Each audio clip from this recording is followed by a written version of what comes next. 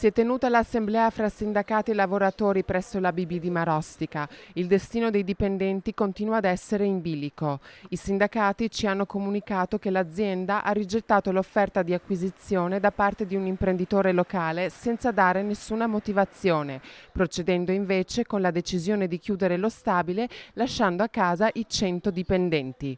Il pressing dei sindacati sul blocco della chiusura definitiva continua.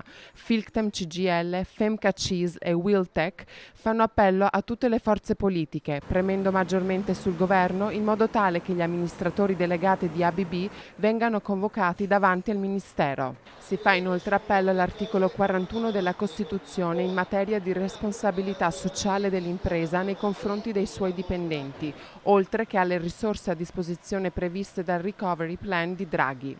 Le forze politiche locali continuano ad essere totalmente coinvolte nella vicenda e nel trovare una soluzione per le sorti dei dipendenti e delle loro famiglie.